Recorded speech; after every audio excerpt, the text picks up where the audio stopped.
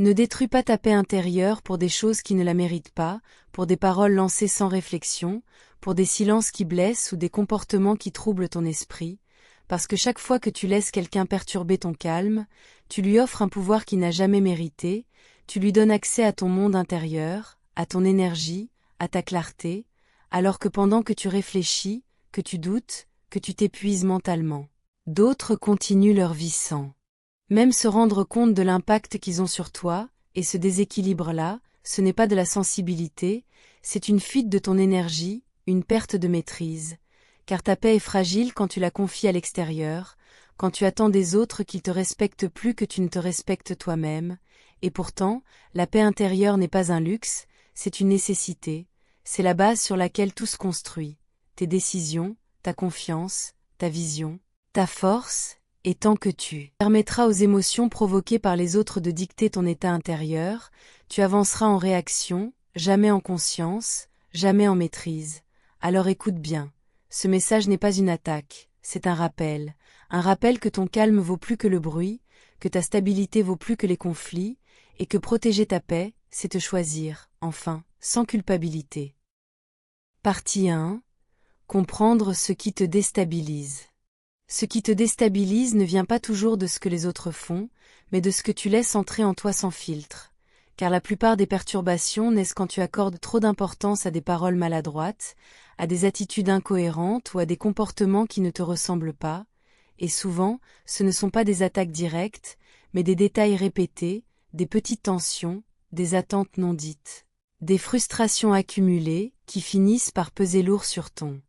esprit. Parce que certaines personnes vivent dans le désordre intérieur et projettent ce chaos autour d'elles sans même s'en rendre compte, et si tu n'es pas attentif, tu deviens le réceptacle de ce qu'elles refusent de gérer, alors tu réfléchis trop, tu analyses trop, tu cherches des explications là où il n'y a que de la confusion, et peu à peu, tu perds ton centre, car comprendre ce qui te déstabilise, ce n'est pas accuser, c'est observer. C'est reconnaître que chaque fois que tu réagis automatiquement, que tu veux corriger, justifier ou contrôler, tu t'éloignes de ta stabilité, et ce déséquilibre s'installe quand tu confonds empathie et sacrifice, quand tu crois que supporter te rend plus fort, alors qu'en réalité, c'est la conscience de tes limites qui te protège, parce que tout ne mérite pas ton énergie, tout ne mérite pas ton attention, et tout le monde n'a pas accès à ton monde intérieur. Partie 2. La force du calme. La force du calme se révèle quand tu n'as plus besoin de prouver, ni de répondre, ni de te justifier, parce que le vrai pouvoir n'est pas dans la réaction immédiate, mais dans la maîtrise de ce que tu laisses t'atteindre, et rester calme ne signifie pas accepter l'injustice ou fuir la réalité.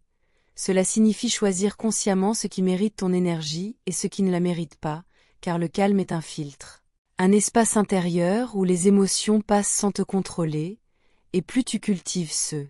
silence intérieur, plus tu vois clair, plus tes décisions deviennent justes, plus tes actions deviennent précises, parce que le bruit émotionnel empêche la lucidité, alors que le calme l'amplifie, et ceux qui cherchent à te provoquer se fatiguent face à quelqu'un qui ne se laisse pas aspirer, car l'absence de réaction est parfois la réponse la plus puissante, celle qui désarme sans confrontation, et dans ce calme, tu récupères ton centre, ta posture, ta direction. Tu n'es plus en lutte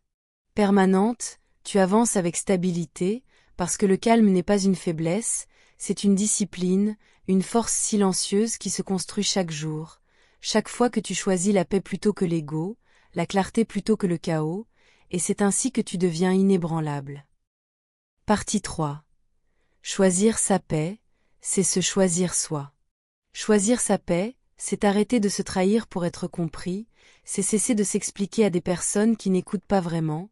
c'est comprendre que se respecter ne demande pas de permission, parce qu'à force de vouloir être présent pour tout le monde, tu t'absentes de toi-même, et ce vide intérieur, tu le combles souvent par des compromis qui te coûtent ton équilibre, alors que se choisir, ce n'est pas devenir froid ou distant, c'est devenir clair. C'est poser des limites sans colère,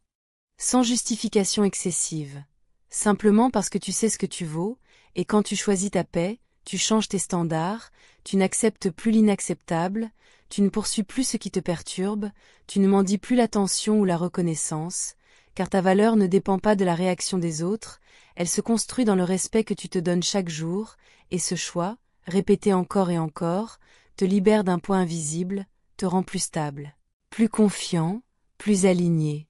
Parce qu'en te choisissant, tu cesses de survivre émotionnellement,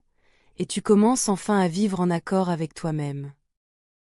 Ne détruis pas ta paix intérieure, parce qu'elle est le socle de tout ce que tu construis, de tout ce que tu deviens, et chaque fois que tu la protèges, tu choisis la clarté plutôt que le chaos, la maîtrise plutôt que la réaction. Rappelle-toi que tout ne mérite pas ton attention, que tout ne mérite pas ton énergie, et que certaines choses perdent leur pouvoir dès l'instant où tu décides de ne plus leur en donner, car ta paix est plus rare que l'approbation, plus précieuse que l'opinion des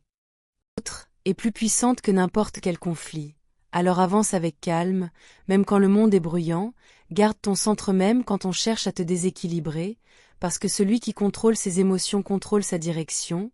et celui qui protège sa paix protège son avenir. Choisis-toi sans culpabilité, sans justification, sans peur de déplaire, et observe comment ta vie change quand plus rien à l'extérieur ne dicte ce qui se passe à l'intérieur. Car à partir de ce moment-là, tu ne te contentes plus de résister, tu avances, stable, lucide et inébranlable. Et si, à partir d'aujourd'hui, tu décidais de ne plus offrir ta paix à ceux qui ne la méritent pas, si tu comprenais que chaque réaction inutile t'éloigne de ton centre, que chaque pensée incontrôlée te vole un peu de ta clarté,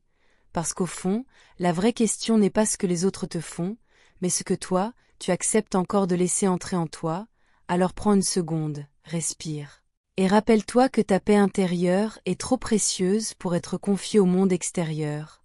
Et c'est exactement pour ça qu'il faut commencer par ne plus jamais la détruire.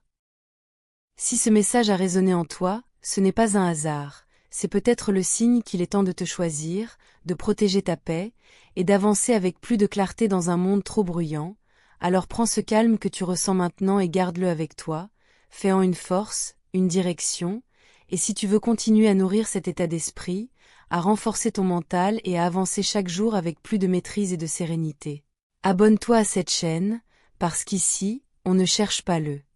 bruit, on construit la stabilité, la discipline et la paix intérieure, une vidéo après l'autre.